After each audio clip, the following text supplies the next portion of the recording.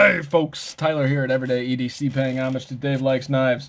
I did that because I was watching one of his videos and I said it with him and it was just kind of fun to say, so I told him I was going to do something fun with it. I think I'm going to do a montage where I kind of like mimic everybody's intro. It'd be kind of fun. But anyways, today we have a review for you. This is a black class review. As I said, I'm doing my black class, my gold class, my blue class. I'm going to try to stick to that unless I forget. Now, this one I did not happen to forget, and this is the review of the Medford RMP 187.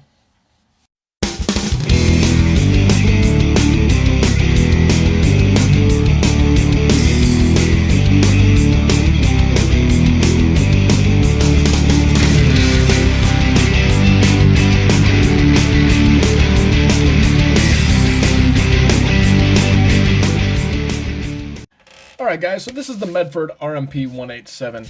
This is a massive, and you'll see that when we get to the specs, it's just a massive beast of just a knife. I mean, you see that blade stock already. It's just absolutely insane. It's pretty incredible, actually. Let me make sure this is straight. It's pretty incredible at how massive this thing is. So this is a giant slab of titanium with a titanium pocket clip, and it's got these scratches going on down, and I can't tell if they're it almost looks like milling lines, but I'm gonna call it milling lines. I'm not sure if it's supposed to look like that, but it looks cool. And then G10, and it's so thick and chunky. This is just a solid chunk of G10 on one side. I mean, they were so confident that it's so thick that it's gonna cause no issues whatsoever. We got some massive pivots going on right here, and these are hex pivots with the spanner tool to tighten this up on either side there. These hex pivots only go through on one side, so that's the good news. Into the titanium, they are threaded. And then we have another hex head right here. Here, this is the titanium frame lock. There's lots of jimping going on down here. We have some chamfering going all around the lines here. And it's just, I mean, it's really fat barrel spacers. So upon the review of this, it's kind of hard for me to judge and say without trying to be relative to what they were trying to do. By that I mean, like, it's not meant to be like thin, comfortable. Like it's just not. It's meant to be this giant hulking beast, and that's what it is. So the blade here, we have some jimping on the spine of the blade, which ironically, for how aggressive this knife is, this jimping is very, very just non-aggressive. I mean, it feels good. As you can tell, your hand kind of falls right into it. So despite it being so blocky, which you do feel a little bit of the blockiness in hand, it feels okay. Now, if I were to bear down for a long period of time, I feel like this area right here would kind of eat into you and it would get a little bit sore and repetitive, but it's not something that upon first glance we'll call resting ergonomics feel just fine. You do have this half finger choil. It's half and half basically going on between the blade and the frames. As it comes down here, as you can see, we got this going on. The frame is one of those reverse style that I like, where they did the frame and relief cut for the frame lock on the inside, which is just about the only milling on the inside short of this one-sided pocket hole punch out that we have here. This blade is a D2 style, is a D2 blade, has external stops that do just kind of, I mean, they're basically internal, but they're external right there, as you can see. And it locks in very, very tight. No back and forth, no up and down whatsoever. This guy is not going anywhere. The blade centering is absolutely perfect. This has this gray PVD coating with what they call the ramp nose style blade. It's kind of like a mixture between a drop point, sheep's foot. I mean, I guess you could probably call that almost a sheep's foot, but it's a little bit more drop pointy than a sheep's foot. You have this opening hole right here, which is not knocked down. Let's see here. And it does take a little bit off your nail, but I mean, it's not something that's like, it doesn't wear you in. What wears you in more is the frame. The frame is so freaking tight that it's not going to be one of those fidget knives. And, you know, according to the Medford knife and tool, Greg Medford hero, he talks about his knives aren't meant to be fidget toys, right? And it still broke in really nicely. You can see me failing to flick it, but it's actually satisfying because it's such a massive just chunker. It's Pretty cool. This blade does have the gray PVD coating, but it is a hollow grind coming through here. So despite having this giant chunk of blade and not starting the primary grind until halfway through the blade, you're going to come down to a relatively narrow behind the edge, at least relative to the blade stock itself.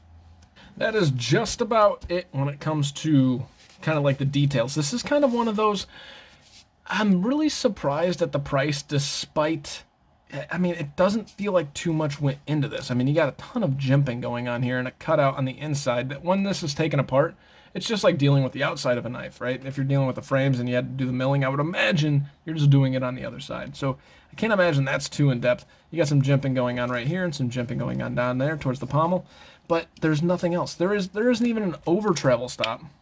I could technically force this further than I should. There's no over travel stop for the frame lock. There is only external stops that lock it into place, and they do it very, very well. Like I said, there's no up and down. That's where you're probably paying for some of this, is that the tolerances between the simplicity right here are incredible. Now this is on phosphor bronze that you can see, and they kind of protrude here, which I'm assuming there's a steel plate or a washer behind there to have those ride on, because you're not going to ride on the G10 or the titanium itself. But I mean, it's relatively basic, guys. It's like I said, a G10 one side and a titanium the other side slapped together. You throw in some barrel spacers, throw in some Allen, and then really all they did was do some milling on the titanium, did a hollow grind on the blade, and then tightened up those tolerances for the external stops and the frame lock itself. Short of that, that's all this is. A lot of these knives, you know, for example, like let's take a look at this. So this is the Hinderer XM18 skinny sheepsfoot. There's so much going on here. This big hardware, the relief cut going on down here. You got the lock bar stabilizer. You got a four-way stop, even though this side doesn't count for it. But you got up, tip down. I mean, there's a lot going on here, and you know, that's what you're paying the same price for this. You know, full disclosure, this is $425. So, without further ado, I'm not trying to talk it down for the price. I mean, it's very cool. It's a Medford, so you're gonna pay a little bit more. I just, you know, maybe there's a reason why it's a discontinued model, because the price is probably a little bit much. Let's get you guys some specs.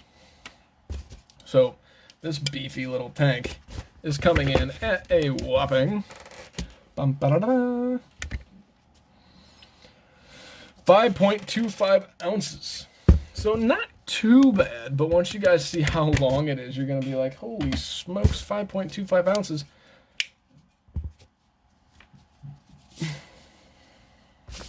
All right. So this guy's overall length is coming in right at 7.5 inches. The blade length is coming in at just shy of 3.5, maybe 3, in between 3.5 and 3. Yeah, it's about 3.25. It's closer to 3.25 once you measure it up, right? And then the cutting edge is coming in at just over 3 inches. So you're not getting a lot of blade length to handle ratio to weight ratio stuff, but I mean, also take a look at that. That's why. I mean, you got this massive blade stock going on here. Dun, dun, dun, dun. So blade stock's coming in at 190 thousandths. Let's see what they did with this behind the edge with that hollow grind. Coming in relatively narrow, right at about 20 thousandths. So that's the impressive point, right? They took 190 thousandths and shaved it down to 20 thousandths behind the edge. Yeah, I'm impressed. I did not expect that, but that's pretty cool. You got a freaking workhorse of a knife right here, I'll tell you what. All right, so the overall thickness is coming in at 8.62. It's going to be a chunky boy there. And the overall height in your pocket's coming in at 1.58, just shy of an actual Spyderco itself. Most Spydercos are probably going to be the tallest knives in your pocket, and this one's going to come close. But where the Spydercos take it in overall height in your pocket, this thing's going to take it in width. So here's your regular size feldspar and your mini feldspar. Much closer in size to your mini feldspar, at least lengthwise, than your regular size feldspar, but you know, it kind of falls almost in the middle, actually, now that I was looking at it. Next on your Civivi list here, we have your Civivi Brazen in drop point and your Civivi Elementum in S35VN. As you can see, It's actually almost the same exact length, probably maybe an eighth of an inch shorter than the brazen itself. So it does fit that kind of weird category in length where it's like barely different than most of the standard knives. It like fills that one gap in between the two. Oh, here is your Rat Model 1, which, by the way, I say this from time to time, but I don't use this knife that often, but it's almost still perfectly centered. The action is stupid. Just stupid action. And, I mean, talk about an incredible, like, $30 knife, guys. Here is your Rat Model 2. I know most people like the Rat Model 2. I'm much more of a fan of the Rat Model 1. So this is pretty close in length to the Rat Model 2. And as you can see, once again, it kind of fits the bill between the two. Yeah, so it's just longer than your Rat Model 2, quite a bit shorter than your Rat Model 1. Rat Model 1's a pretty obscenely large knife, though, or long knife, rather.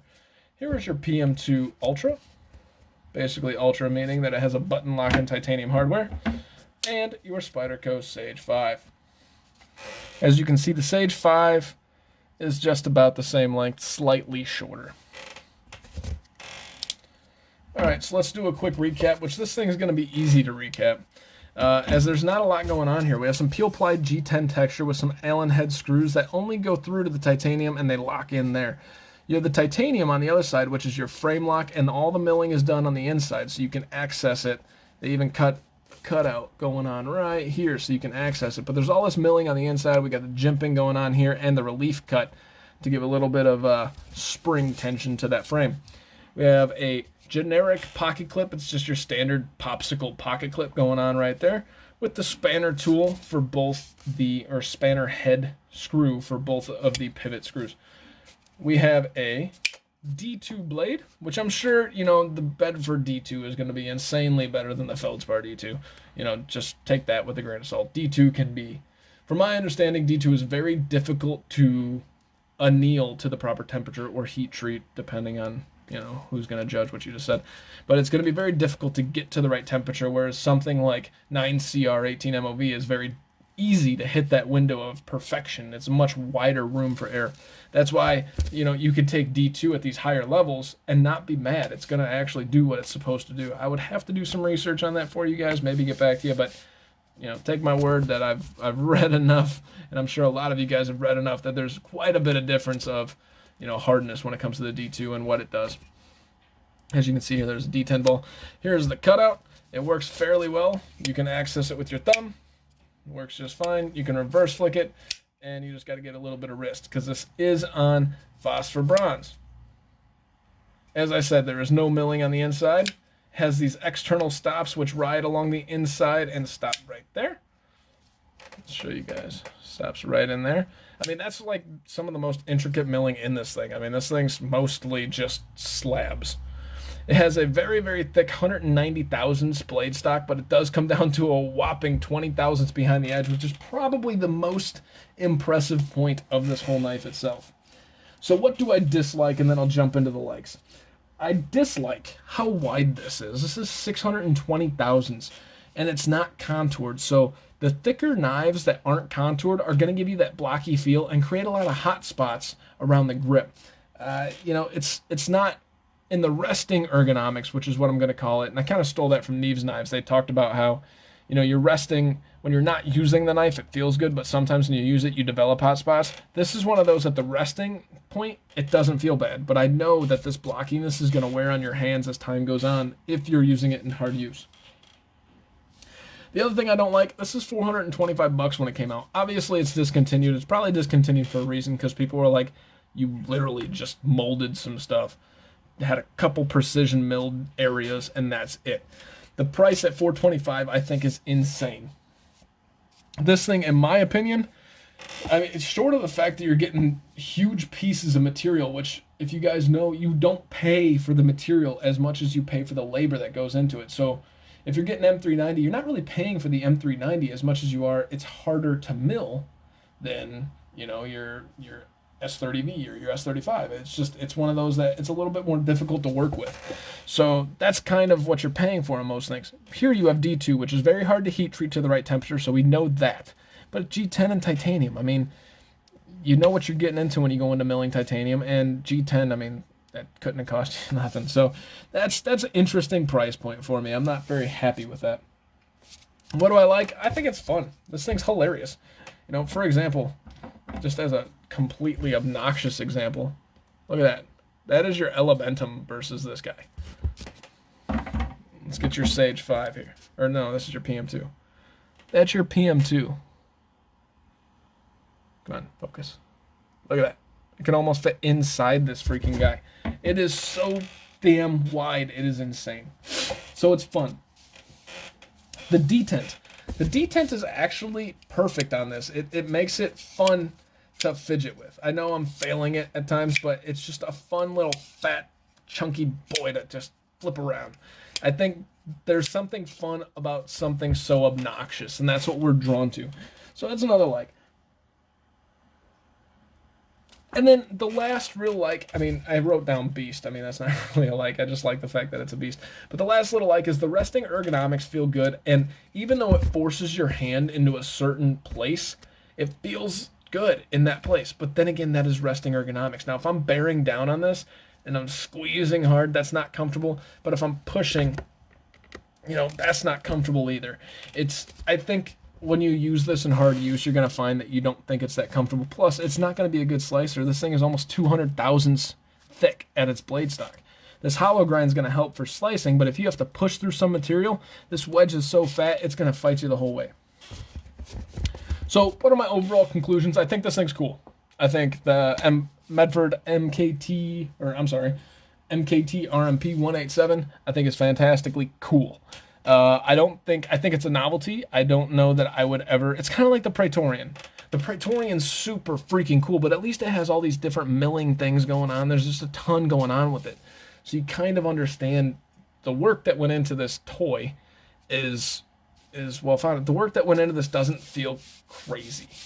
So no, I don't think it's worth the $425 price point, which is probably why they discontinued it.